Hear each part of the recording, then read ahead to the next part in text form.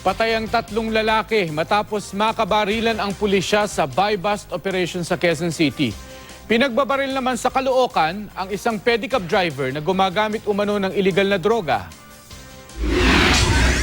Dead on the spot ang 3 lalaking ito matapos makaengkwentro sa buy-bust operation ng pulisya sa East Riverside Street, Barangay Paraiso, Quezon City. Ayon sa mga otoridad, target ng operasyon ang suspect na si Regidor Gabihan alias Rene. Ayon sa aming informante is hindi talaga siya taga rito. So nagdumayo siya rito para magbenta ng shabu. Marami na rin kami na tanggap na information kaya namin ikinasa yung buy-bust operation. Isang poser buyer ang bibili sana ng 10 gramo ng shabu na nagkakahalaga ng 30,000 piso.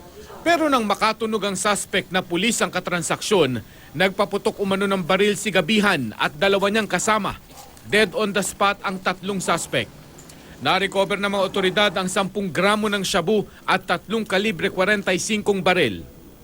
Duguan at wala ng buhay nang makita ng mga residente ang pedicab driver sa Del Fierro Bridge, Balut sa Tondo, Maynila, pasado hating gabi. May tama ng bala sa ulo ang 31 anyos na biktimang si Frederick Tumambing. Aminado ang kaanak na gumagamit daw ng iligal na droga si Tumambing. Iniimbestigahan pa ang posibleng motibo sa krimen.